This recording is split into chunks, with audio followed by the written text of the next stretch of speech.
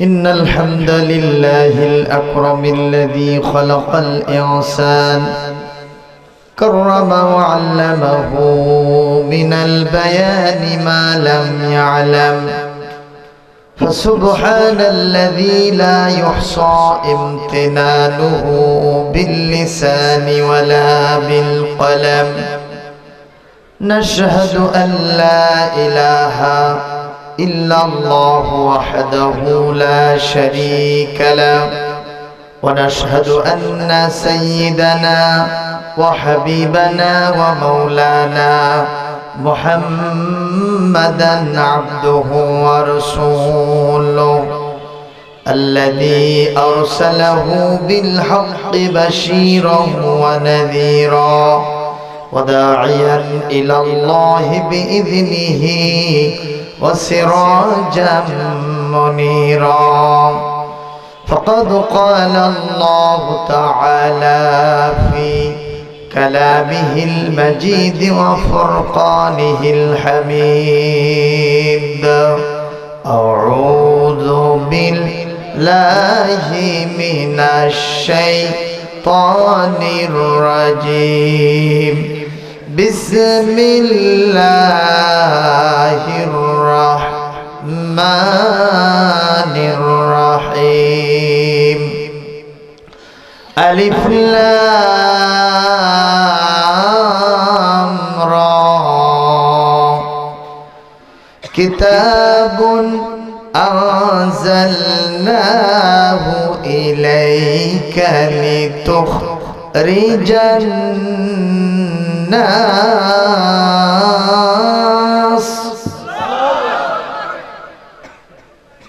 لتخرج الناس من الظلمات إلى النور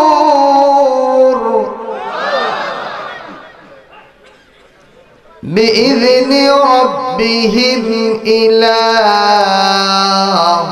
صراط العزيز الحميد.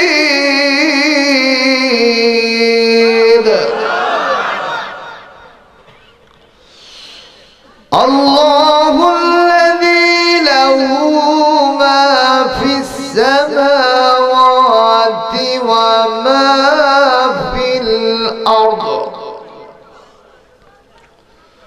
وويل للكافرين من عذاب شديد.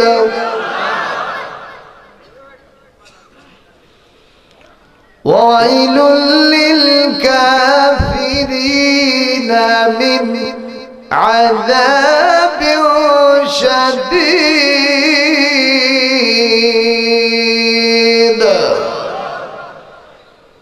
صدق الله العظيم. وقال تعالى مخبرا وآمرا في شان رسوله: بسم الله الرحمن الرحيم. إن الله وملائكته يصلون على النبي يا أيها الذين آمنوا صلوا عليه وسلموا تسليما. اللهم صل على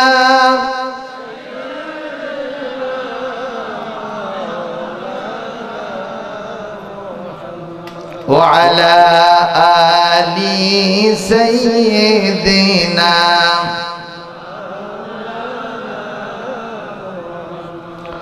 बातिल छे डबने वाले आसमा नहीं हम सबर कर सुखा है तू इम्तिहान हमारा।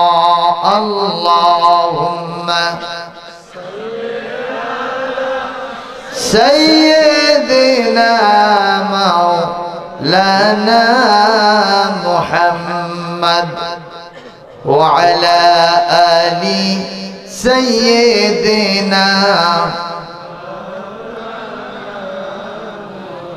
জীবনে কখনো তুমি মিথ্যা বলোনি,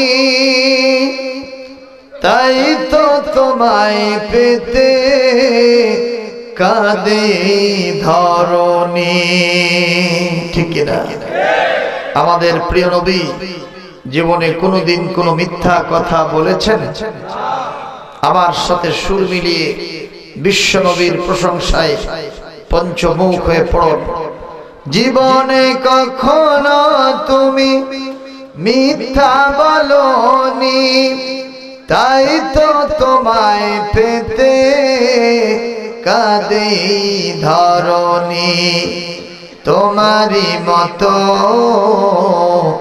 নেতা পেতে পৃথিবী আকুল, হে রাসূল হে নেতা হে রাসূল। আল্লাহুম্মা সাইয়্যিদিনা মাওলানা মুহাম্মদ ওয়া আলা আলি সাইয়্যিদিনা।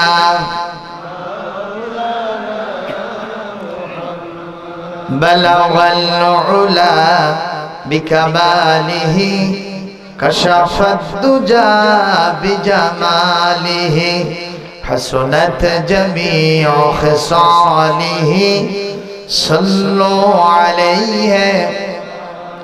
بسم الله الرحمن الرحيم. عن علي بن أبي طالب رضي الله تعالى عنه قال قال النبي صلى الله عليه وسلم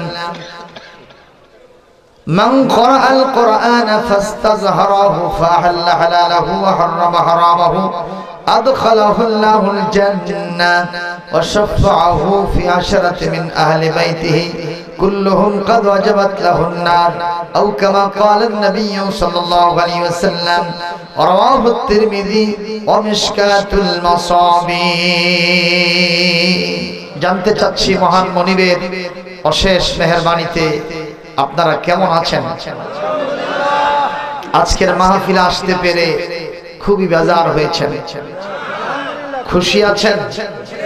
দেখি কারা কারা বেজার হয়েছেন। খুশি আছেন সবাই? কারা কারা খুশি আছেন দুহাত তুলে আল্লাহকে দেখাবেন। খুশি তো থাকতেই হবে। আমি বলেই থাকি বনের প্রাণীরা বনেই মানায়, শিশুরা মায়ের কোলে মানায়, মাছেরা কোথায় মানায়? আমি বলেই থাকি ইমানদার জনগণ, ইমানদার মুসলিম গোষ্ঠী তারা মানানসই হয় কোরআনের মাহফিলে। জোরে বলেন ঠিক কি না? কোরআনের মাহফিল আছে, কোরআনের তাফসীর আছে, কোরআনের আলোচনা আছে, ইসলামিক জলসা আছে, তো ইমানদার আছে। ঠিক কি না বলেন? আজকে আপনাদের অন্তরে কোরআনের প্রতি আকর্ষণ আছে বলে মনে হচ্ছে। যে চেহারাগুলি দেখছি মনে হচ্ছে এখনই অর্ডার দিলে শুরু হবে। কি ঠিক কি না? কোনো অর্ডার দেওয়া হবে না, শুধু মহান আল্লাহর অর্ডারগুলি রিলে করে শোনানো হবে। কথা বলেন, আপনারা কি আজকের মাহফিলে শেষ পর্যন্ত থাকতে রাজি আছেন? আমি তো 2019 সালের 29 নভেম্বরে দায়িত্ব আজকের এই মাহফিলের দাওয়াত নিয়ে দায়িত্ব নিয়ে এসেছি। আর মাত্র আধা ঘন্টা পরে 2019 সালের 30 নভেম্বর হবে। আইনত আমি আর আধা ঘন্টার বক্তা আছি। জোরে কত ঘন্টা? এই 30 মিনিটের একটু ক্ষমতা নিয়ে আমি এই মঞ্চে বসেছি। আপনারা কি 30 মিনিট সময় দিতে রাজি আছেন আমাকে? কারণ আমি বেআইনি কাজ করতে রাজি নাই। আমাকে 29 তারিখে দাওয়াত দিয়ে 30 তারিখে ওয়াজ করে নেবেন, তাহলে তো হবে না। এটি আইনত দণ্ডনীয় অপরাধ। ঠিক কিনা বলেন? আমি আধা ঘন্টার সময় নিতে চাই, তারপরে আধা ঘন্টা পরে আবার টেস্ট করব যে আপনারা আরো শুনবেন কিনা। এখন আমি ওয়াদা নিচ্ছি না, আগে আধা ঘন্টার ওয়াদা করেন যারা থাকবেন। কারা কারা থাকবেন দেখতে চাই। হাত নামান। সম্মানিত ভাইরা, আজকের মাহফিলে আসতে পেরে যেহেতু আমরা গৌরবান্বিত হয়েছি, আমাদের কিসমত খুলে গেছে। আমরা এই মাহফিলে যারা জিল্লত নিয়ে এসেছি ইজ্জত নিয়ে ফিরে যাব, যারা জাহান্নামী হয়ে এসেছি জান্নাতি হয়ে ফিরে যাব, যারা গুনাহের পাহাড় নিয়ে এই মাহফিলে হাজিরা দিয়েছি তারা নেকির পাহাড় নিয়ে নেকির মালামাল নিয়ে এখান থেকে ফিরে যাব। জোরে বলি, আর জোরে। আমরা কি জান্নাতে যেতে চাই না জাহান্নামে যেতে চাই? কারণ জান্নাত হলো অত্যন্ত কাঙ্ক্ষিত বাঞ্ছিত তামান্নার জায়গা, বস্তু। এখানে যেতে পারলেই ইমানদারদের লাভ না লস? জোরে বলেন। কিন্তু মুসলমান নামধারী কিছু শয়তান মার্কা লোক তারা বলে জান্নাত আমাদের দরকার নাই, জান্নাত হলো একটা অসভ্য উদ্যান। পৃথিবীতে অতৃপ্ত বহুগামী পুরুষ যারা, তাদের জন্য জান্নাত দরকার, অনেক হুরগিলেমান থাকবে, আমাদের জন্য দরকার নেই। নাউজুবিল্লাহ বলবেন না? আমার বাংলাদেশের এক লেখিকা ছিল, যার নাম তাসলিমা নাসরিন। নামটা কি জানেন? এই মহিলা, তার মা একদিন আসরের নামাজের জন্য জায়নামাজ বিছিয়েছে। মেয়েটা নজর করে দৌড়ে এসে বলতেছে, মা তুমি জায়নামাজ বিছিয়েছো কেন? বলে, মা আমি একটু নামাজ পড়বো। নামাজ পড়বো কেন? নামাজ পড়লে কি হবে? আলেমদের মুখে শুনেছি আসসালাতু মিফতাহুল জান্নাহ, নামাজ পড়লে জান্নাতে যাওয়া যায়, জান্নাতের চাবি হাতে পাওয়া যায়। কয় মা ওই জান্নাত সম্পর্কে আমার পড়াশোনা আছে, ওই জান্নাত তুমি চাই না। কারণ আমার যে বাপ তোমার স্বামী জান্নাতে যাওয়ার সাথে 70টা হুরগিলেমান পাবে, তোমার কথা মনে থাকবে না। ওই জান্নাতের চিন্তা তুমি করো না, ওই জান্নাত বাদ দিয়া, নামাজ কালাম বাদ দিয়ে তুমি আমার রাস্তায় চলো। নাউজুবিল্লাহ। আজকে এখনই সংবাদ মাধ্যমে মিডিয়াতে দেখলাম এমন কোন রোগ নাই তসলিমা নাসরিনকে আল্লাহ পাক ওই রোগ দিয়ে অ্যাটাক করেন নাই। তার কিডনি পচে গেছে, তার জরায়ুতে ক্যান্সার হয়েছে। জোরে করে আল্লাহু আকবার। কোরআনে কারীমের বিরুদ্ধে যারা অবস্থান গ্রহণ করে, আল্লাহ পাকের ছুরি অস্ত্র তো একটু ধীরে কাটে, কথা বল না কেন? আল্লাহ পাকের অস্ত্র এটা ভোঁতা অস্ত্র, একটু দেরিতে কাটে। কি বলেন ঠিক কিনা? তবে কাটবে যে, তাতে কোনো সন্দেহ। আপনারা কি টের পাচ্ছেন না? আল্লাহর ওলির বিরুদ্ধে যারাই কলম ধরেছিল, সেই শয়তান আজকে আমার দেশে থাকতে পারে না। কথা বল না কেন? জুতার বাড়ি খেয়ে এখান থেকে বিদায় হয়ে চলে গেছে। শুধু তাই নয়, যারা যারা অবস্থান নিয়েছিল তাদের অবস্থান আজকে কোথায় একটু যদি খেয়াল করেন বুঝতে পারবেন। আজকে কি আমরা কেউ কোরআন বিরোধী কাজ করব? জোরে বলেন করব? এটি হাজারবার সত্য। এই বাংলাদেশে পরতে পরতে আল্লাহর ওলিরা শুয়ে আছেন। এদেশের মানুষের সকালের ঘুম ভাঙে আযানের ধ্বনিতে। এশার নামাজ পড়ে আমরা ঘুমিয়ে যাই। এদেশের পরতে পরতে মাদ্রাসা, মক্তব, খানকা, মার্কাজ, ইসলামী জালসা, তাফসীরুল কোরআন মাহফিল, কোরআনের আলোচনা পর্যালোচনা সব সময় চলতেছে। এদেশে কোরআন বিরোধী অবস্থান নিয়ে অতীতে কেউ টিকতে পারে নাই, বর্তমানে পারে না, ভবিষ্যতেও পারবে না। 100% সত্য কথা। ঠিক কি না বলেন? এইজন্য আমরা কোরআনের পক্ষে থাকতে চাই। জোরে বলেন চাই কিনা? কোরআন দিয়েই শান্তি হবে, বিশ্বাস করেন কিনা? জোরে বলেন করেন কিনা? এই কোরআন এমন এক আযীম কিতাব, এটা দিয়ে আল্লাহ পাকের নবী বলেছেন, মান ক্বালা বিহি সাদাকা। কোরআন দিয়ে যারা কথা বলে এরাই সত্য কথা বলে। ওয়া মান আমিলা বিহি উজিরা। কোরআন থেকে যারা আমল করে এদেরকে দুনিয়া আখিরাতে পুরস্কারে ভূষিত করা হবে। ওয়া মান দাআ ইলাইহি ফাকাদ হুদিয়া ইলা সিরাতুল মুস্তাকিম। কোরআনের দিকে যারা মানুষকে আহ্বান করে, এই রাস্তা শয়তানের রাস্তা নয়, এই রাস্তা গোমরাহির রাস্তা নয়, এই রাস্তা লসের রাস্তা নয়, এই রাস্তা লোকসানের রাস্তা নয়, এই রাস্তা আল্লাহর সিরাতুল মুস্তাকিম, স্ট্রেট ওয়ে টু জান্নাতুল ফেরদাউস, জান্নাতের রাস্তা। ওয়ামান হাকামা বিহি আদালা। কোরআন থেকে যারা বিচার ফয়সালা করে তাদের বিচার হয় ন্যায় বিচার। সুবহানাল্লাহ। এই কিতাব থেকে আজকে আপনাদের সামনে কিছু আলোচনা করব, তাতে কি আপনাদের কোনো আপত্তি আছে? আছে কি কোনো অবজেকশন ভাই? তাহলে কোনো কালক্ষেপণ নাই, এই মুহূর্তে আলোচনা শুরু করতে চাই। বলি আল্লাহুম্মা আমিন।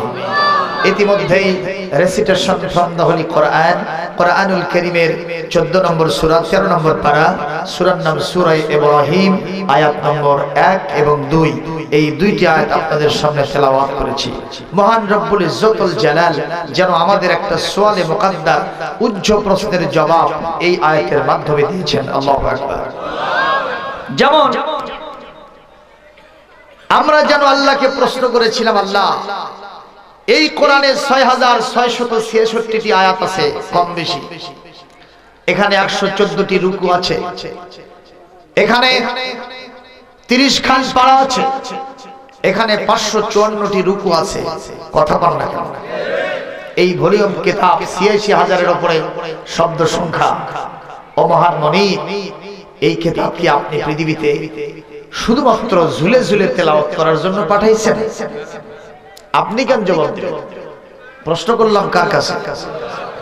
আল্লাহকে প্রশ্ন করলাম, আল্লাহ এই বড় কিতাবটি কি আপনি পৃথিবীতে পাঠিয়েছেন শুধুমাত্র তাবিজ তোমার করার জন্য, নাকি ঝাড়ফুঁক করার জন্য, নাকি জিন ভূত তাড়ানোর জন্য?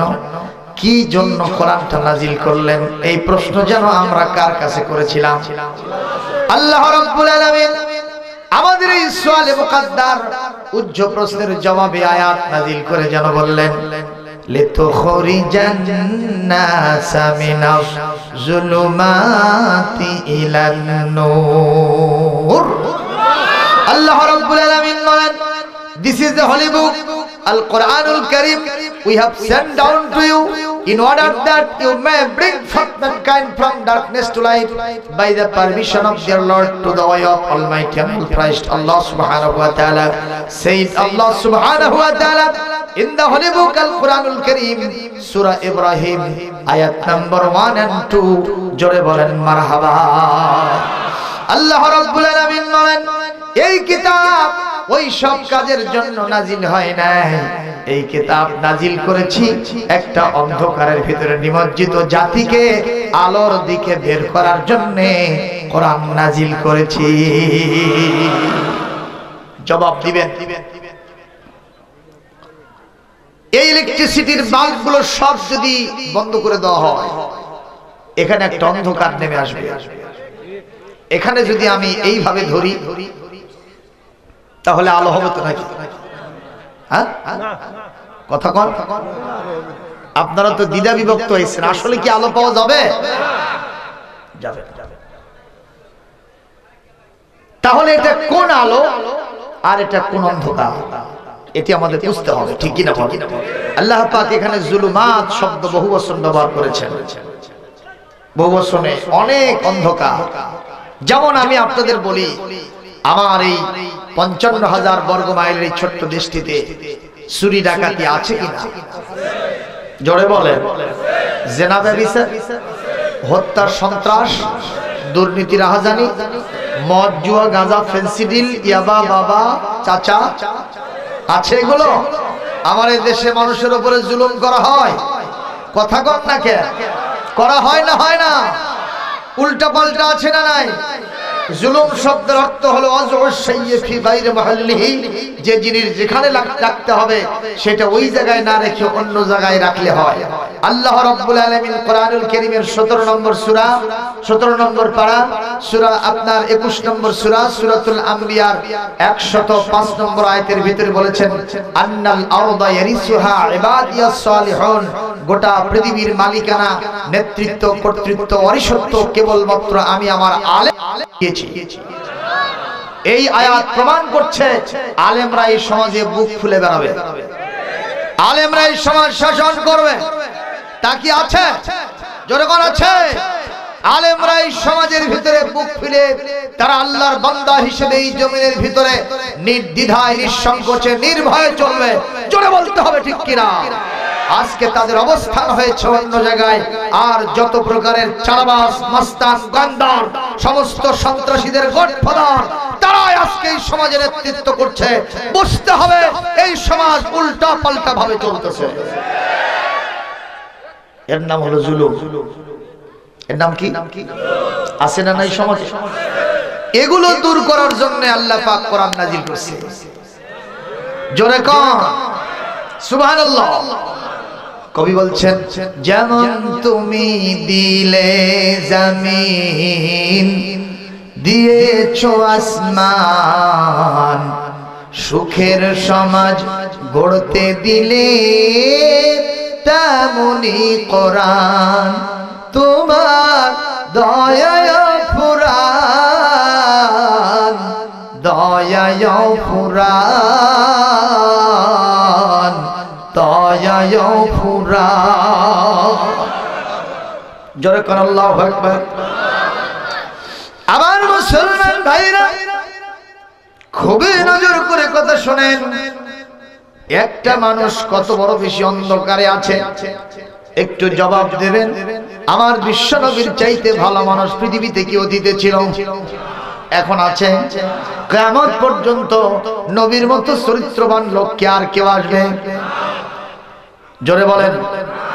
সেই নবী মক্কাবাসী সহ্য করলো না, নবীর বিরুদ্ধে মক্কার গভর্নমেন্ট ওয়ারেন্ট জারি করলো, সিদ্ধান্ত নিল দারুন নাদওয়াতে বসে, অ্যাসেম্বলি সংসদ ভবনে বসে সিদ্ধান্ত নিল মুহাম্মাদের মাথা যে ব্যক্তি কেটে আমার হাতে দিতে পারবে, আমাদের হাতে দিতে পারবে, এক হাত দিয়ে মুহাম্মাদের মাথা দেবে, মরুভূমির জাহাজ খেত 100 লাল উট তারে পুরস্কার দেওয়া হবে।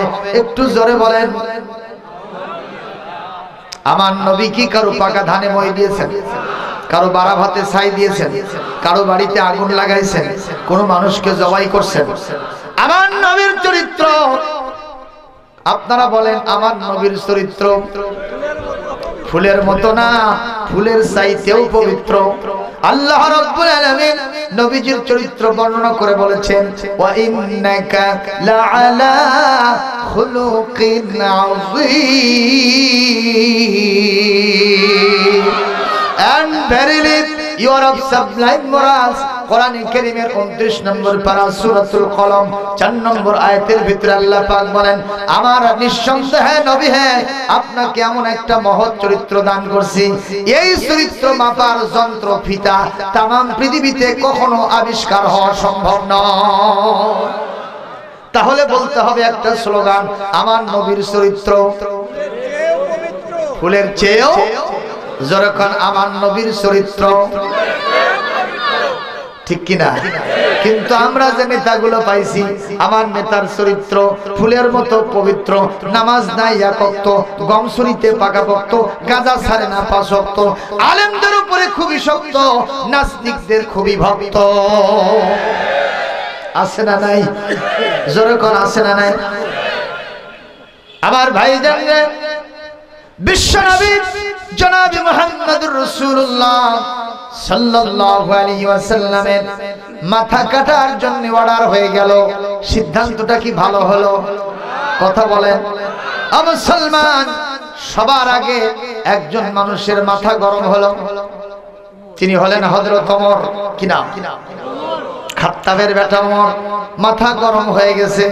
হযরত ওমর সবাইকে ফাঁকি দিয়া, সবার চোখ ফাঁকি দিয়া নিজেই নাঙ্গা তরবারি হাতে নিয়েছেন। আরবিতে বলে সাইফুম মাসলুল, খাপ থেকে মুক্ত তরবারি। এই তরবারি নিয়ে হযরত ওমর যখন সামনের দিকে ছুটে চলে, হঠাৎ করে নজর করে দেখে রাস্তার বাম ধারে এক জায়গায় কিছু সংখ্যক লোক দাঁড়ায়া জটলা করে। হযরত ওমর আস্তে করে রাস্তার মোড় পাল্টায় সেদিকে গেলেন। যাওয়ার পরে জিজ্ঞাসা করলেন মাযা তাসনাউনা মাযা তাফআলুনা মাযা তা'মালুনা ফি হাযাল মাকান, এখানে তোমরা কি করো? ওরা বলতেছে ওমর এই যে দেখো মাঝখানে একটা গাভী দেখা যায়। কি দেখা যায়? দেখো এই গাভী এখনো বাছুর দেয় নাই, অথচ তার পেটের ভিতর থেকে এমন একটা আওয়াজ আসতেছে, এই আওয়াজ আমরা হাজারো চেষ্টা করেছি কিন্তু উদ্ধার করতে পারি নাই। তুমি একটু কান লাগাও, তোমার কানের ভিতরে তো অনেক গুরুত্বপূর্ণ কথাও সহজ হয়ে যায়, কঠিন কথা সহজ হয়ে যায়, তুমি একটু আস্তে করে কান পাতো। হযরত ওমর আস্তে করে কান পাতলেন। গাভীর বাছুর এখনো জন্ম নেই, ওখান থেকে সে আওয়াজ দিচ্ছে ওমর তুমি যত বড় বীর পুরুষ হও না কেন, তুমি কিন্তু মেরি বড়ি চিকার পিছনে হাঁটতেছো, বিশ্ব নবীর মাথা তুমি কাটতে পারবে না, বরং তোমার মাথায় বিশ্ব নবীর কদম মোবারকে দিয়ে আসবা। জোরে বলেন আল্লাহু আকবার। ও মুসলমান, আপনারা শুধু মনে করেন না র‍্যাব, পুলিশ, আর্মি, বিজিবি এগুলোই সবচেয়ে বড় বাহিনী। আল্লাহর কাছে এর থেকেও বড় বাহিনী আছে। জোরে কোন আছে না নাই? এই পৃথিবীতে সবগুলো কার বাহিনী? আপনি যেখানে বসে আছেন, যে মাটির উপরে বসে আছেন, ওই মাটির আপনার নিচের ওই মাটিটুকু আল্লাহর সেনা বাহিনী। কথা কন না কেন? এই পৃথিবীর বিশ্ব গুন্ডাকে, বিশ্ব টপ টেররকে, সন্ত্রাসীদের গডফাদার নমরুদের মতো একটা গুন্ডাকে আল্লাহ রাব্বুল আলামিন কোন জেনারেল দিয়ে সাইজ করেন নাই, সাইজ করেছেন কি দিয়ে? তা কি জাতের মশা ওই বাথরুম থেকে মেসকাম্বার গায়ে মেখে নিয়ে আসছে, এবং তা ছিল ল্যাংড়া মশা। কথা কয় না? সে আল্লাহ বুঝি এখন আর নাই, একটু বুড়ো হয়েছে। আল্লাহ সবার পারে? যখন পারে কিনা? ওই রকম আছেন, ওই রকম থাকবেন। লা তাবদীলা লিকালিমাতিল্লাহ, আমার আল্লাহর সুন্নতের ভিতরে এতটুকুন পরিবর্তন হয় না। এজন্য আমি আজকে স্লোগানে বলতে চাই, আমার রবের নাম, তার সাথে দিবানা কেউ পাল্লা, থাকবে না কারো কাল্লা। জোরে কোন সুবহানাল্লাহ। জোরে বলেন আমার রবের নাম কি? তার সাথে দিও না, থাকবে না কারো। কে কে পাল্লা দেবেন? হাত তোলেন।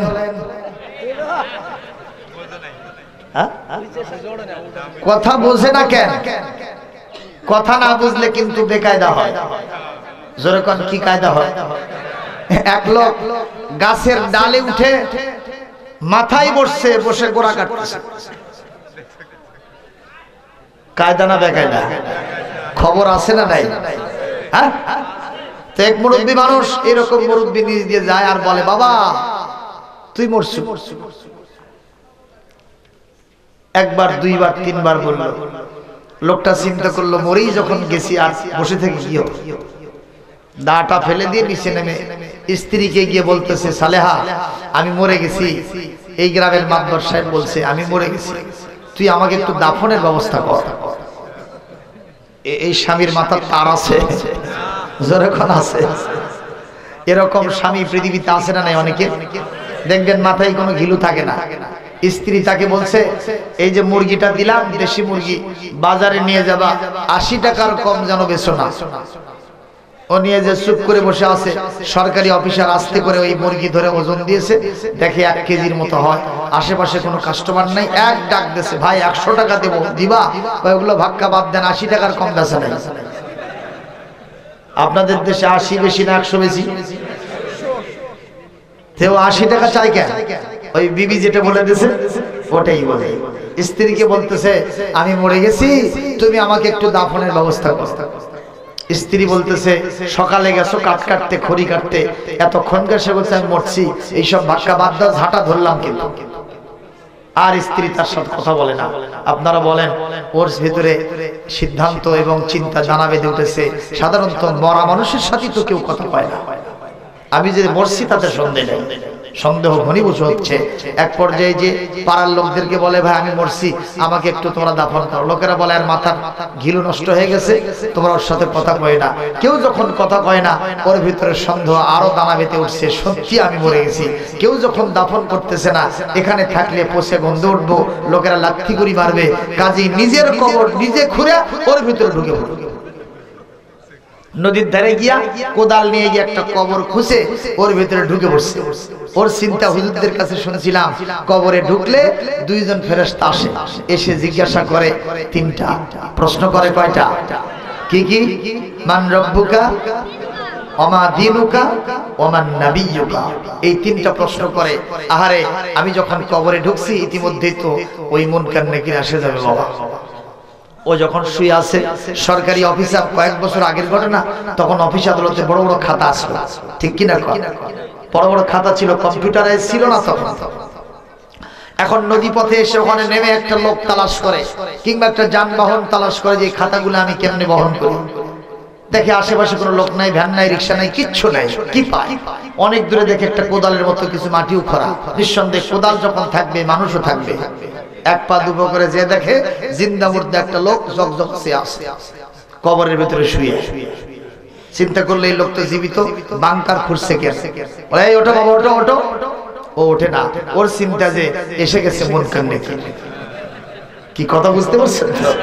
এক ডাক, দুই ডাক, তিন ডাক দেওয়ার সাথে সাথে ওঠে না। ওই সরকারি অফিসার বোর্ড জুতো পায়ে ছিল, নিচে নেমে কান ধরে তুলছে। ওর চিন্তা কবরের আযাব শুরু। কবরের আযাব, কান ধরে তুলে আবার বলছে ওঠ। ওই ওঠে না, চিন্তা যে আমল আখলাক তেমন নাই, যা হয় হয়ে যাবে।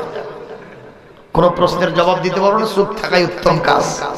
ইতিমধ্যে তারে উঠায়া কোমরে 3 লাথি মারছে জুতো দিয়ে। কয় বাবা কবরের আযাব কেবল শুরু হচ্ছে। এক পর্যায়ে ওখান থেকে উঠায়া খাতার ব্যাগ ওর কাঁধে দিছে, মিষ্টির পাতিল একটা হাতে দিছে। কিছু দূর যাওয়ার পরে গন্তব্যে পৌঁছে আরো 3 খান কোমরে লাথি মারছে। মিষ্টির পাতিল থেকে 2 খান মিষ্টি হাতে দিয়েছে। ওটা ওই খায় আর আসে আর বলে কবরের মামলায় পাস, কবরের জিন্দেগিতে পাস।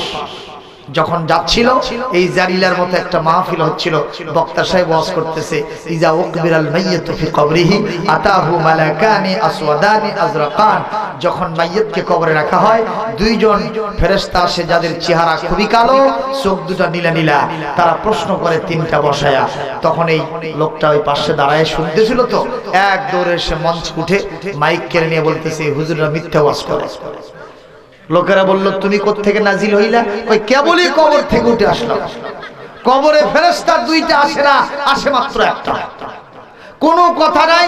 2-3 বার ডাক দেওয়ার পরে যখন আমি সাড়া না দিছি, আমার কবরের ভিতরে নেমে কান ধরে তুলে খালি 3টা লাথি মারছে বোর জুতো দিয়ে। এর চেয়ে বেশি আর কিছু নাই। এক পর্যায়ে গন্তব্যে পৌঁছায়া যখন মামলায় পাশ হইছে, 2 খান রুটি কি বলে মিষ্টি খাইতে দিছে, আবার নগদ 3 খান লাঠি মারছে। এর চেয়ে বেশি কবরে কিছুই নাই।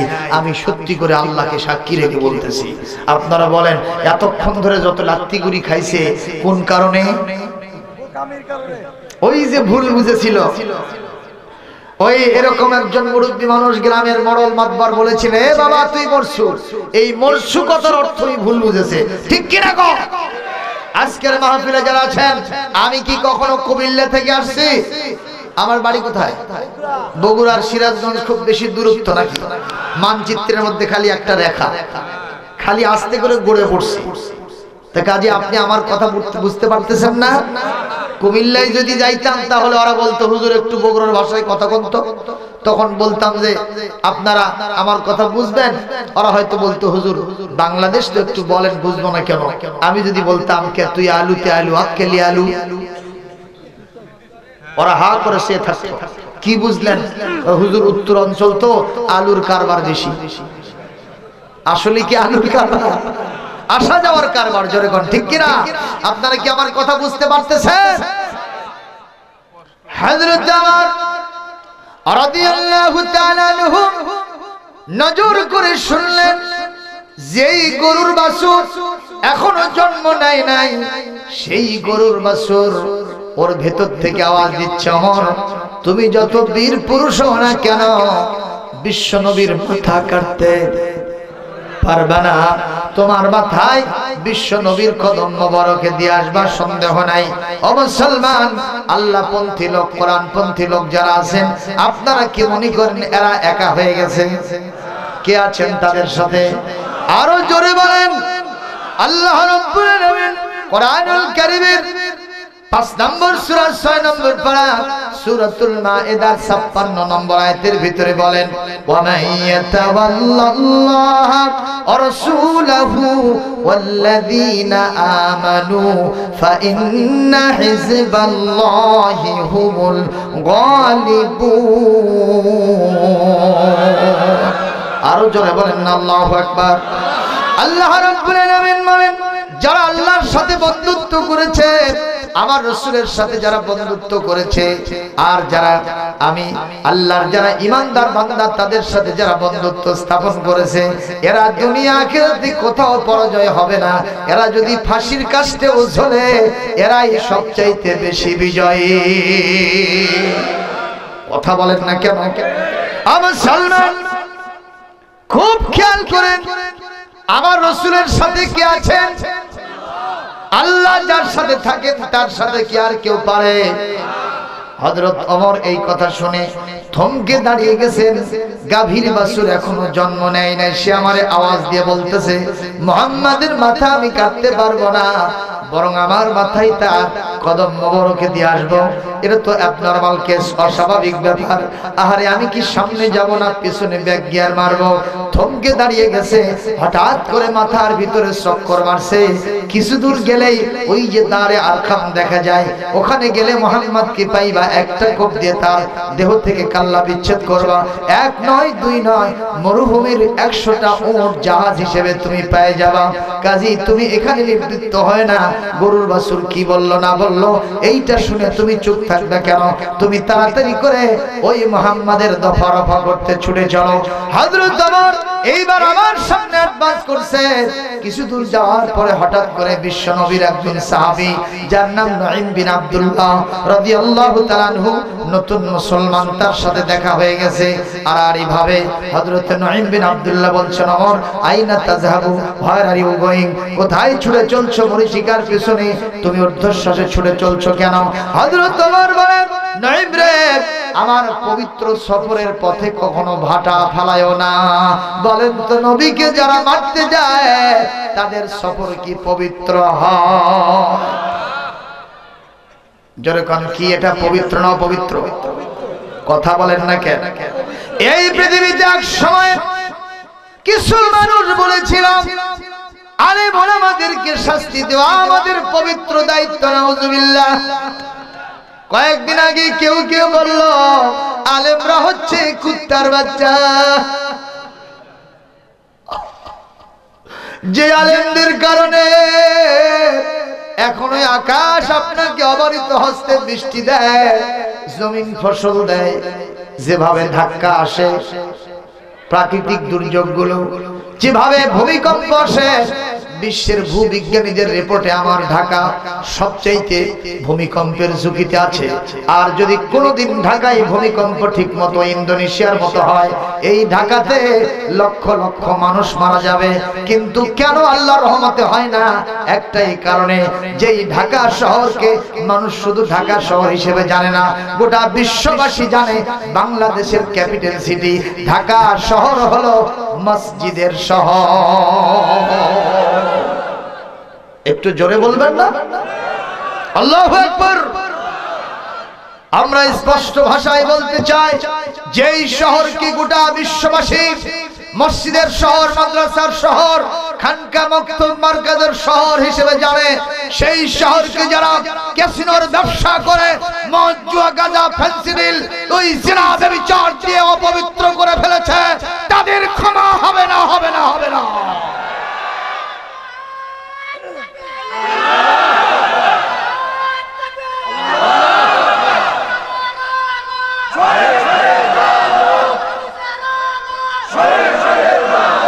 আমার ভাইরা, আমাদের মাননীয় প্রধানমন্ত্রী তিনি একটি উদ্যোগ গ্রহণ করেছেন, ক্যাসিনোর ব্যবসা যারা করে তাদেরকে তিনি শাস্তি দিবেন। প্রধানমন্ত্রীকে বলবো, আপনি যদি এইটার শেষ পর্যন্ত যেতে পারেন, যদি এর গোড়া কেটে দিতে পারেন, মূল শিবা যদি উপড়ে ফেলতে পারেন, এই জাতি আপনাকে সেলুলাইট করবে। কিন্তু আমরা তো আশঙ্কা করি কম্বলের লোম বাঁচলে কম্বল থাকবে না। ঠিক কি না? কারণ ক্যাসিনোর ব্যবসার বিরুদ্ধে কোরআনে আয়াত আছে না নাই? কোরআনে বিধান আছে না নাই? এই মুহূর্তে আপনাদের সামনে তেলাওয়াত দিব। তেলাওয়াত শেষ হলে একটু জোরে আল্লাহু আকবার বলবেন। পারা যাবে? কোরআনে কারীমের 5 নম্বর সূরা 6 নম্বর পারা, সূরাতুল মাইদার 90 নম্বর আয়াত ইতিমধ্যেই এই মুহূর্তে আপনাদের সামনে রিলে করে কোরআনে কারীম থেকে আমি রেসিটেশন ফ্রম দ্য হোলি কোরআন তেলাওয়াত উপহার দিচ্ছি। তাতে কি আপনাদের কোনো আপত্তি আছে? إنما الخمر والميسر والأنصاب والأزلام رجس من عمل الشيطان رجس من عمل الشيطان فاجتنبوه لعلكم তুফলিহুন। আমার আল্লাহ পাক বলেছেন, ঈমানদারগণ যদি তুমি আখিরাতে সফল হতে চাও, যদি মুক্তি পেতে চাও, যদি জান্নাত পেতে চাও, দুনিয়াতে শান্তি মুক্তি নিরাপত্তা পেতে চাও, আমি আল্লাহ বললাম ইন্নামাল খামরু, মদ কি? মদ, মদ কি? এক নম্বর কি? মদ। বলেন। দুই নম্বর হলো ওয়াল মাইসির, জুয়া। দুই নম্বর জুয়া। তিন নম্বর ওয়াল আজলাম, এটা হলো ওয়াল আনসাব, এটা হলো পূজা। জোরে কোন কি? আমাদের দেশে আছে না নাই? এরপরে চতুর্থ নম্বর ওয়াল আজলাম, এটা হলো লটারি, যদি লাইগে যায়। আছে না নাই? আছে না নাই দেশে? আমরা অবলীলা ক্রমে দ্বিধাহীন চিত্তে এই সব কাজগুলোর সাথে ইনভলভ হচ্ছি। আল্লাহ পাক বলেন এই কাজগুলো হলো রিজসুম মিন আমালিশ শাইতানে, এগুলো শয়তানের অপবিত্র কাজ। ঈমানদার তোমরা যারা আজকের মাহফিলে এসে কোরআন শুনছো, এটা 50-50 নয়, ইখতিয়ার নয়, তোমাদের কোনো স্বাধীনতার বিষয় নয়। আমি আল্লাহ পাকের অর্ডার হলো কোরআনে কারীমের 22 নম্বর পারা 33 নম্বর সূরা, সূরাতুল আহজাব 36 নম্বর আয়াত। আল্লাহ পাক বলেন লামা কানা লিমুমিনিন ওয়ালা মুমিনাতিন ইযা কাদাল্লাহু রাসূলুহু আইয়াকু আমরান আইয়াকুনা লাহুমুল খিয়ারাতু মিন আমরিহিম ওয়া মান ইয়াসিল্লাহা ওয়া রাসূলাহু ফাকাদ দাল্লা দালালাম মুবিনা। আরো জোরে কোন আল্লাহু আকবার। আল্লাহ পাক বলেন ঈমানদারদের সামনে যখন আমি আল্লাহর কোরআন থেকে কোনো বিধান বর্ণনা করা হবে, এতে তাদের কোনো ইখতিয়ার নাই, কোনো তাদের স্বাধীনতা নাই। বাই হু ক্যান ক্রো, কোরআনের এই বিধানের প্রতি তাকে আনুগত্য স্বীকার করতে হবে। মুসলমান যারা রাজি আছেন দুহাত তুলে আমার আল্লাহকে স্বীকৃতি দিয়ে দেন। আল্লাহ পাক কবুল করুন, বলি আমিন। আরো জোরে বলেন না আমিন। আমার ভাইরা, আমাদের দেশে মদ আছে না নাই? জোরে জোরে নাই। যে ওমরের গল্প করতেছিলাম, সেই হযরত ওমর যখন খলিফা হয়ে গেলেন, মদের বিরুদ্ধে তিনি আইন পাশ করলেন। মারহাবা কর। শুধু আইন পাশ করে চুপ থাকেন নাই, উনি সাহেব কি মদ খাইতেন? ওমর মদ খাইতেন? কথা কয়? ওমর মদ খাইতেন না। আর যারা মদ খাবে না তাদেরকেও তিনি কখনো সহ্য। আমাদের দেশের নেতা নেত্রীরা অনেক সময় খায় কি খায় না? কথা কয় না? এমন কিছু শয়তান আছে, ওরা মদ খেয়ে রাস্তায় নেমে গাছের সাথে বাজে কয় সাইড দেন। আছে না? বাড়িতে এসে রাত 2টার সময় ডাকতেছে মা মা মা, দরজা খুলে দে। মা মরছে 14 বছর আগে, ওই কাকে ডাকে। আর বউ দরজা খুলে দিয়ে বলে ভালো মানুষ টের পাও না, তোমার মা 14 বছর আগে মরছে, আমি তো তোমার স্ত্রী, আমার নাম সালেহা। ওই খালা চুপ থাক। বউকে আবার কি করে করো? বলেন তুই কি খাইছে? ডাল খাইছে। কথা কয় না? এই ছেলেরা জানো না কি খাইছে? এইরকম এক যুবক মদ হয়ে মাতাল অবস্থায় মদের বোতলটা হাতে নিয়ে রাস্তার ভিতরে হাঁটতেছে। হযরত ওমর অবজারভেশন করতেছেন কার কি অবস্থা। হঠাৎ করে দেখেন যুবকের মতিগতি ভালো না, মদের বোতলটা হাতের ভিতরে নিয়েছে। নিষিদ্ধ জিনিস। যখন নিষিদ্ধ না সিদ্ধ? নিষিদ্ধ, হারাম জিনিস। হযরত ওমর সিদ্ধান্ত নিয়েছেন যুবকটারে আমি ধরবো। যুবক হঠাৎ করে মাথা তুলে দেখে সামনে যিনি আসতেছেন উনি আজরাইল। জোরে কোন কে? সঙ্গে সঙ্গে যুবক চিন্তা করলো মালাকুল মউত আজরাইলের হাতে ধরা দেওয়া যায়, কিন্তু ওমরের হাতে ধরা দেওয়া যায় না। খবর আছে না নাই? কথা কন না কে? আহা, এমন যদি হতো আমার দেশের খলিফা হতো ওমরেরই মতো হতো, আবু বকরের মতো। প্রজার দুঃখে তাদের চোখে আসতো না রে ঘুম, দেশের ভিতর পড়ে যেত শান্তি সুখের ধুম। ধনী গরিব ভুখা নাঙা নাহি পাওয়া যেত, যদি আমার খলিফা হতো ওমরেরই মতো। জনগণের খোঁজ খবর নিত রাত দুপুরে, ঘুরে ঘুরে দেখতো কি কেউ আছে অনাহারে।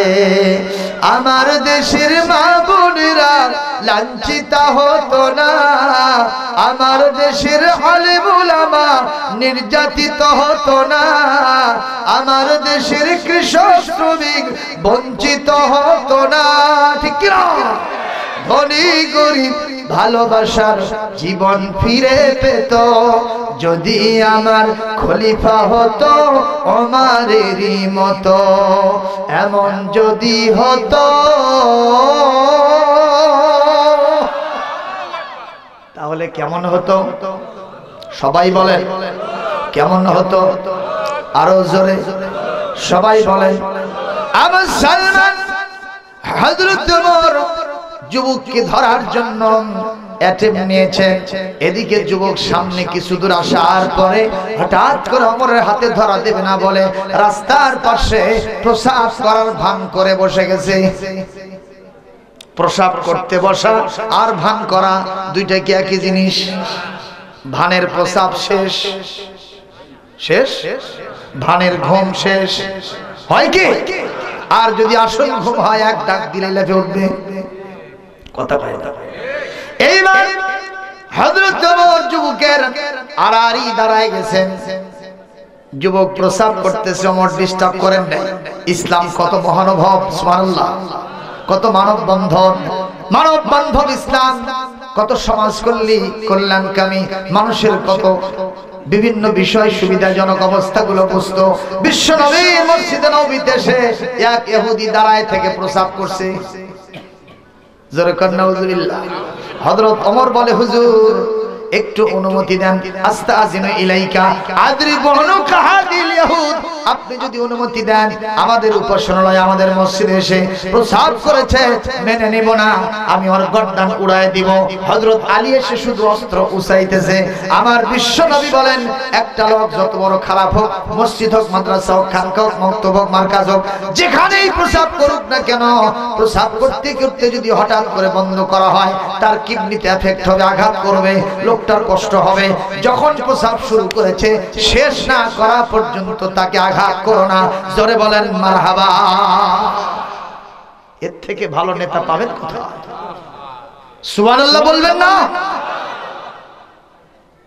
আমার সালমান প্রসাব যখন শেষ হয়ে গেছে, বিশ্ব নবী ইহুদির হাতটা চেপে ধরে বলেন, বাবা কি তোমার নাম, কি তোমার পরিচয়, কোথা থেকে আসছো? তুমি কি প্রসাব পায়খানা করার জন্য ভালো কোনো জায়গা পাও নাই, বাইতুল খালা পাও নাই? তুমি কি কোনো টয়লেট পাও নাই? তুমি কেন এখানে প্রসাব করলে? তুমি কি জানো না এখানে আমাদের আল্লাহকে আমরা সিজদা দেই? এটা আমাদের পবিত্র জায়গা, এই জায়গাতে কখনো প্রসাব করা যায় না, আমাদের ধর্মানুভূতিতে আঘাত লাগে। বাবারে যা করেছো আজকে মাফ করে দিলাম, ভবিষ্যতে কাজ আর কখনো করো না। এই অবস্থায় বিশ্ব নবী যখন তার ছেড়ে দিয়েছেন, এই ইহুদি এইবার তার ভিতরে ভাবান্তর জেগেছে, ভিতরে একটা শর্ট কর্নার পয়দা হয়ে গেছে।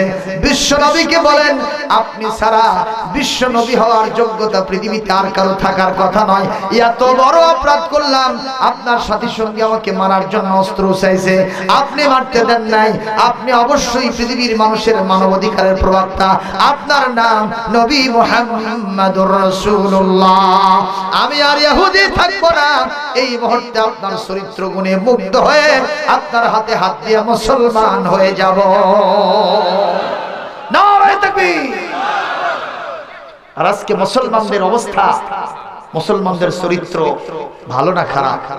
এমন কোন খারাপ কাজ নাই যা মুসলমান করে না। কথা কন না কে? সম্মানিত ভাইরা, এখান থেকে একটু ইঙ্গিত দেই, আমরা আমাদের জান দিয়ে প্রাণ দিয়ে মসজিদকে ভালোবাসি। কথা কয় না? আমার মসজিদের সম্মান নষ্ট হোক কেউ চায়? জোরে কোন চায়?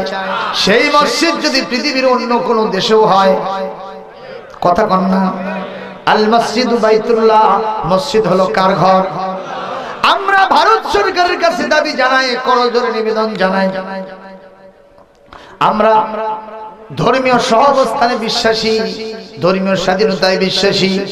আমরা কোনোদিন কোনো মন্দির ভেঙে মসজিদ বানাই নাই, অথচ 1528 সালে যেই মসজিদ সম্রাট বাবরের সময় নির্মিত হলো, আজ প্রায় 400, 450, 500 বছরের ইতিহাস। সেই মসজিদকে সুপ্রিম কোর্টের রায়ে ভাঙার সিদ্ধান্ত আপনারা গ্রহণ করেছেন। অনতি বিলম্বে এই সিদ্ধান্ত থেকে পিছু পা হতে হবে। যদি পিছু পা না হন, বিশ্বের মুসলমানেরা আপনাদের ছাড়বে না। কারণ আমাদের চর্মচক্ষে যেখানে কোরআনের তেলাওয়াত হয়েছে, নামাজ হয়েছে, আজান হয়েছে, আল্লাহকে সিজদা দেওয়া হয়েছে, ওই জায়গায় আমরা মন্দির নির্মাণ হোক কখনো সহ্য করতে পারি না। প্রয়োজনে বিশ্বের 175 কোটি মুসলমান লং মার্চ করে গিয়ে ওখানে প্রতিবাদ চালাবে। ঠিক কিনা? আমরা কখনো তাদের ধর্মতে আঘাত করি না। একই সাথে আমরা ঈদ করি, তারা পূজা করে। একই সাথে আমরা রোজা করি, তারা পূজা করে। তারা সেখানে, আমরা নামাজ পড়ি, ওরা মসজিদের সামনে দিয়ে তাদের প্রতিমা বিসর্জন দিতে যায়, সেখানে ঢাক ঢোলক বাজায়, গান গায়, রং মাখামাখি, নাচানাচি করে। জোরে বলুন, করে কিনা? আমরা কোনোদিন তো আঘাত করি নাই। এই জন্য পৃথিবীতে আমরা লাকুম দীনুকুম ওয়ালিয়া দিন, তোমাদের ধর্ম তোমরা মানো, আমাদের ধর্ম আমরা মানি। কথা বলেন না কেন? হযরত ওমর দাঁড়িয়ে আছে, যুবক ওঠে না, আধা ঘন্টা যায়, প্রস্রাব শেষ হয় না। কত ঘন্টা? এত সময় লাগে প্রস্রাব করতে? 1.5 ঘন্টা গেছে, তা ওঠে না। 1 ঘন্টা যখন গেছে, যুবক চিন্তা করলো ওমর বোধহয় চলে গেছে। বগলের নিচ দিয়ে তাকায়, দেখে ওমর তার দিকে তাকিয়ে আছে। কায়দা না বেকায়দা? যুবক চিন্তা করলো যত সময় গড়াবে অপরাধের পরিমাণ আমার বেশি হবে, বাবা আমি একটু দাঁড়িয়ে যাই। দাঁড়াবো তো, আমার হাতের ভিতরে আছে কিসের বোতল? যদি ওমর জিজ্ঞাসা করে, ওমর ওই যুবক তোর হাতের মধ্যে এটা কি? আমি যদি বলি এটা অন্য ভালো কোনো বোতল, আর যদি এটা মদের বোতল হয়, বাবা ওই বোতল আমার মাথায় বাঁধবে। কথা কয় না? এই জন্যে আমি কি বলবো? আল্লাহ তোমার কোরআনে সূরা তালাক নামে একটা সূরা আছে 28 পারায়, যেই সূরার ভিতরে তুমি 3 নম্বর আয়াতে বলছো ওয়া মান ইয়াতাওয়াক্কাল আলাল্লাহি ফাহুয়া হাসবুহু, যদি কেউ আল্লাহর উপরে তাওয়াক্কুল করে আল্লাহ তার জন্য যথেষ্ট হয়। ইল্লা মান তাবা ওয়া আমানা ওয়া আমিলা আমালান সালিহান ফাউলাইকা ইউবাদদিলুল্লাহু সাইয়্যাতিহিম হাসানা ওয়া কানা আল্লাহু গফুরুর রহিমা। সুবহানাল্লাহ। আল্লাহ আপনি বলেছেন যত অপরাধী হোক যদি তওবা করে আপনি তাকে রহমতের কোলে তুলে নেন। সুবহানাল্লাহ। ও আল্লাহ, আজকে আমি একটা বড় অপরাধ করেছি, এই অপরাধ থেকে আমি আপনার কাছে মাফ চাই, ক্ষমা চাই, তওবা করি। আপনি আমার অপরাধগুলি মাফ করে দেন। আর আমার কথাটা একটু শুনেন, আমি আপনার উপরে ডিপেন্ডেন্ট হয়ে গেলাম, আপনার উপরে তাওয়াক্কুল করলাম। আল্লাহ ওমর যখন আমারে জিজ্ঞাসা করবে, এ যুবক তোর হাতের মধ্যে ওটা কি? আমি এই মুহূর্তে বলবো আমার এটা দুধের বোতল। কিসের বোতল? তুমি যদি আমার এই মদের বোতলটা তোমার আপন কুদরতে দুধের বোতল বানায় দিতে পারো, আজ থেকে সিদ্ধান্ত নিব জীবনে কোনোদিন মদ তো পান করবই না, আর কাউকে আমি মদ পান করতেও দিব না। ও মুসলমান, তাওয়াক্কুল যদি আল্লাহর উপরে করা যায়, মহান আল্লাহ আপনার পক্ষে আমার পক্ষে থাকবেন কিনা? যায় আমার ভাইরা, এক পর্যায়ে হযরত ওমরের কাছে যুবক যখন আসতেছে, যুবক থর করে কাঁপে, তার ঘর্মাক্ত কপাল, শরীরটা ঘেমে গেছে। এক পর্যায়ে হযরত ওমরের সামনে যখন দণ্ডায়মান, হযরত ওমর বললেন, যুবক রে, এতক্ষণ যাবত তোমার কি প্রস্রাব করতে লাগলো? আমি আমিরুল মুমিনিন খলিফাতুল মুসলিমিন ওমর তোমার সাথে একটু সামনাসামনি দেখা সাক্ষাৎ করব, তোমার সাথে আমার কিছু মহাবারা হবে, কথাবার্তা হবে। তুমি তো সেই জিজ্ঞাসা করার সুযোগ দিলে না, কেন এতক্ষণ সময় লাগাইলা? যাক, সে কথা বলি না, তাড়াতাড়ি করে বলো তোমার হাতের মধ্যে কিসের বোতল? তুমি তো চাদর দিয়ে ঢেকে রাখছো, বলো এটা কিসের বোতল? যুবক বলতেছে, আপনার দেশে কোন নিষিদ্ধ জিনিস নিয়ে কোন যুবক হাঁটবে, আপনি কেমনে মনে করলেন? আল্লাহু আকবার। আমি কোন নিষিদ্ধ বোতল নিয়ে জিনিস নিয়ে আপনার দেশে হাঁটি না, এটা সিদ্ধ জিনিস, হালাল জিনিস। বলতো হালাল জিনিসের নামটা কি? এইবার যুবক কার উপরে? আল্লাহর উপরে তাওয়াক্কুল করছে। জোরে বল, কার উপর? আমার আল্লাহ পাক ফেরেশতাদেরকে বলেন আমি আজকে একটা বৈপ্লবিক পরিবর্তন ঘটাবো আমি আমার আপন কুদরত দিয়া ফাআলুল লিমা ইউরিদ ইন্নাল্লাহা আলা কুল্লি শাইইন কাদির। জোরে কোন আল্লাহু আকবার। আমি যা ইচ্ছা তাই করতে পারি। আমি সাগরকে নগর, নগরকে সাগর, আমিরকে ফকির, ফকিরকে আমির, রাস্তার ভিক্ষুককে নিয়ে এসে ফুলের মালা বাল গলায় দিয়া প্রেসিডেন্ট বানাই দেয়, আর প্রেসিডেন্টকে এক থাপ্পড় দিয়ে নামায়া রাস্তায় ভিক্ষার ঝুলি দিয়ে দেয়। এইটা আমার কুদরত। জোরে কোন মারহাবা। এখনো আল্লাহ ওইভাবে আছেন না নাই? কথা কও আমার ভাই জানেন না। একবার যে হযরত ওমর রাদিয়াল্লাহু তাআলা আনহু বললেন যুবক বের কর। যুবক তখন বলতেছে ওমর আমার হাতের ভিতরে এটা হলো দুধের বোতল। ওমর কৌতুক করে বলতেছেন দেখি তোর দুধটা কালো না সাদা? আপনাদের দেশের দুধ কি কালো হয়? হ্যাঁ সাদা হয়। দেখি তোর দুধ সাদা না কালো? কৌতুক করছেন। সঙ্গে সঙ্গে যুবক কেঁদে কেঁদে বলতেছেন ওমর আপনি আমাকে বিশ্বাস করলেন না? আমি আল্লাহর উপর তাওয়াক্কুল করে বলছি, আল্লাহকে হাজির নাজির জেনে বলছি আমার এটা দুধের বোতল। দেখি বের করতো। যুবক তখন আস্তে করে তার চাদরটা থেকে বোতলটা বের করতেছিল। আল্লাহর ফেরেশতা মণ্ডলী তাকিয়ে আছেন। সুবহানাল্লাহ। সমস্ত সৃষ্টিরাজি তাকিয়ে আছেন কি হয় এখানে দেখবো আমরা। যুবক যখন হযরত ওমরের সামনে বোতলটাকে জালু আফরোজ করেছেন, তার চাদর থেকে কভার মুক্ত করেছেন, কাশফ করেছেন, যুবক তাকায় দেখলো হযরত ওমর তার চর্মচক্ষে খলিফার চোখে তাকায় দেখলেন যুবকের কালো মদের বোতল সাদা ধবধবে দুধের বোতল হয়ে গেছে। একটু জোরে কোন আল্লাহু আকবার। মুসলমান এইরকম মার্কা শাসক যদি হয় দেশের ভিতরে কি মদ থাকবে, জেনা থাকবে, ব্যভিচার থাকবে, কনসার্ট থাকবে?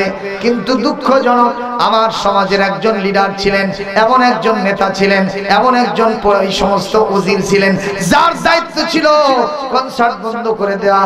কিন্তু ভারত থেকে শাহরুখ খান যখন তার বান্ধবীকে নিয়ে এসে ঢাকার আর্মি স্টেডিয়ামে একটা কনসার্ট করলো, যার দায়িত্ব ছিল এটা বন্ধ করে দেওয়া, তিনি সেখানে দেখতে গেলেন।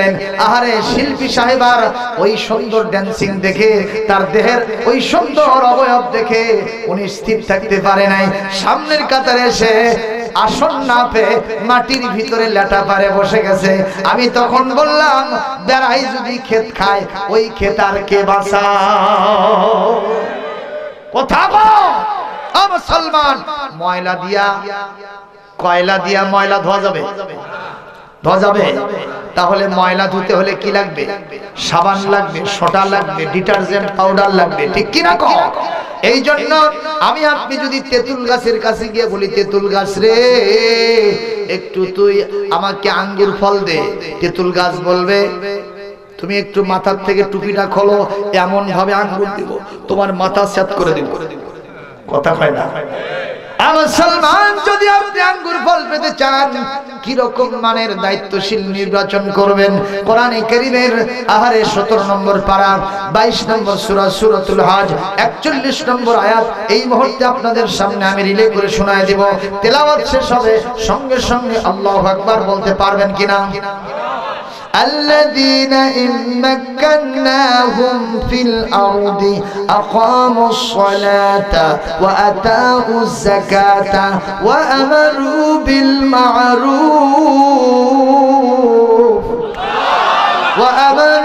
بالمعروف ونهوا عن المنكر ولله عاقبة الأمور।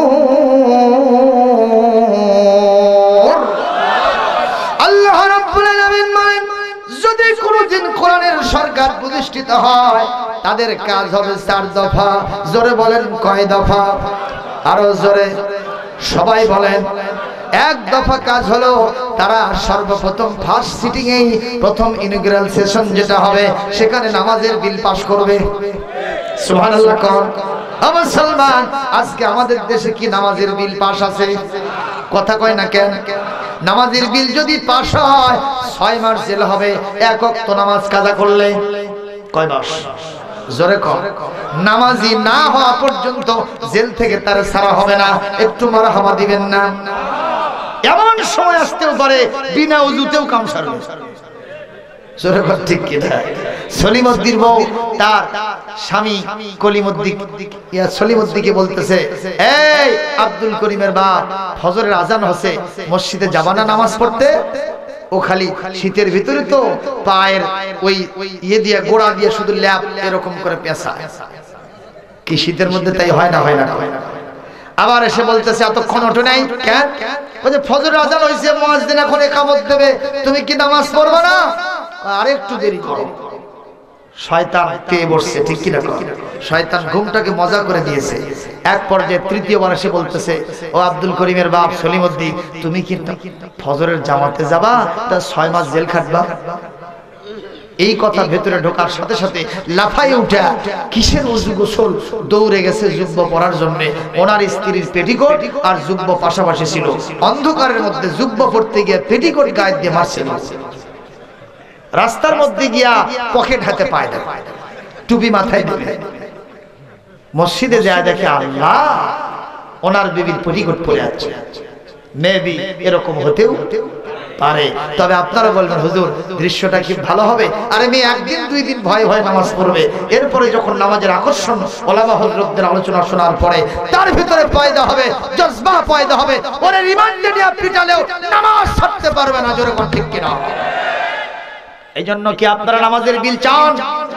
চান? কারা কারা সংসদে নামাজের বিল চান? এই মুহূর্তে আল্লাহকে হাত তুলে দেখাবেন মুসলমান। মহান আল্লাহ সুবহানাহু ওয়া তাআলা আমাদের সংসদে নামাজের বিল পাস করার সুযোগ করে দিন বলি আমি। 2 নম্বর, যাকাত ভিত্তিক অর্থনীতি কায়েম হবে। 3 নম্বর, সরকারি নির্দেশনায় সৎ কাজের আদেশগুলো জারি হবে। যেমন আপনাদের জারিলা মাহফিল গত বছর কি হয়েছিল? না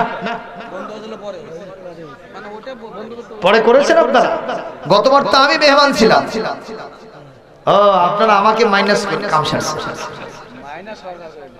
যাই হোক, হয়েছে হয়তো এবার আপনারা মাহফিলটা করতে পারছেন না। প্রশাসনের লোকেরা এসে ডিসি সাহেব তার বাহিনী পাঠিয়ে দিয়ে বলবে, জারিলে হাফিজে মাদ্রাসার এই মাহফিলটা হয় না কেন? আপনারা বলে দিলেন যে এবার আমাদের হাতের অবস্থা একটু খারাপ, তার মানে টাকা পয়সার অভাব, আমরা কেউ মাহফিল করার মতো সঙ্গতি রাখি না। তখন জেলা পরিষদ থেকে বলা হতো, জারিলে হাফিজে মাদ্রাসার মাহফিলটা হবে, যত টাকা লাগে জেলা পরিষদ বহন করবে। এর নাম হলো সৎ কাজের আদেশ, অসৎ কাজ থেকে নিষেধ। সুবহানাল্লাহ। ভালো হবে না খারাপ হবে? কথা কয় না। অনাহু আনিল মুনকার, অসৎ কাজ থেকে নিষেধ করা হবে। সেটা কেমন? কেউ হয়তো যাত্রার অনুমতি নেওয়ার জন্য জেলা প্রশাসক ডিসি সাহেবের কাছে গেছে। ডিসি সাহেব বলবেন, এতটুকুন দেরি হবে না, তুমি আর সামনে চলে আসো। ওদেরকে ডেকে নিয়ে দাঁড় করায় দিয়া লাগাইছে, হ্যালো এসপি সাহেব কোথায়? এসপি সাহেবের নাম যেই বলছে, ওদের তলপিলাটু ভেতরে 1.5 টাকা 5 টাকা শুরু হয়েছে। সবাই গিয়া জেলা প্রশাসক অর্থাৎ ডিসি সাহেবের পায়ের উপর হয়ে পড়ছে, স্যার আমরা ভুল করেছি। কিসের ভুল করছো? এই দেশ কোরআনের ভিত্তিতে চলে, সৎ কাজের আদেশ জারি হয়েছে, অসৎ কাজ থেকে মানুষকে বারণ করা হয়েছে। কোন সাহসে, কোন বাপের কোন মায়ের ছেলে তোমরা? কেন তোমরা যাত্রার প্যান্ডেলের আয়োজন করতে চাও? তোমাদেরকে জেলখানায় নিয়ে রিমান্ডে নিয়ে সাইজ করা হবে। যদি একটা গ্রুপকে এরকম করা যায়, কোন বাপের বেটার সাহস হবে না, স্বপ্নেও দেখবে না যাত্রা করার জন্য, ঠিক কিনা? এই হলো অসৎ কাজ থেকে মানুষকে নিষেধ করা। এমন একটি সমাজ কি আপনারা চান না? আমার সালমান নঈম বিন আব্দুল্লাহর সাথে ওমরের দেখা মনে আছে না নাই? কোথায় যাচ্ছ? কয় রাস্তা ছেড়ে দাও। কেন? কয় মুহাম্মাদের দফরফা করব। তোমার সাহস তো কম না। তুমি কি জানো মুহাম্মাদের গায়ে শক্তি কত? কয় রকম 2-4টা মুহাম্মাদ আসলে আমার কাছে কচু কাটা। আউযুবিল্লাহ। এই নঈম বিন আব্দুল্লাহ, আমি এই মুহূর্তে বিশ্ব নবীর দরবার থেকে আসলাম। উনি বলেছেন একজন নবীর গায়ে জান্নাতের 40 জন যুবকের শক্তি থাকে। আল্লাহু আকবার। তুমি তার সাথে লড়াই করার জন্য, তার মাথা কাটার জন্য যাচ্ছ, আমি তোমাকে ছেড়ে দেব না। কয় না ভাই, ডিস্টার্ব করো না, তোমার গায়ে কত শক্তি আছে পরীক্ষা করা হবে। কিভাবে পরীক্ষা করবে আসো। কয় আমি না, কে করবে? কয় বকরির বাচ্চা। কিসের বাচ্চা? আপনারা ছিলেন? ছাগল ছানা ছিলেন না? ওমর বলতেছে ভাই আমি হলাম বীর পুরুষ, আর ছাগল ছানা একটা বকরির বাচ্চা, তার সাথে তুমি আমার তুলনা দাও কোন আক্কেলে? ওমরের মাথা যত বড় হোক না কেন, ছোট জিনিসের প্রতি তার এখন পর্যন্ত ধারণা জন্মে নেই।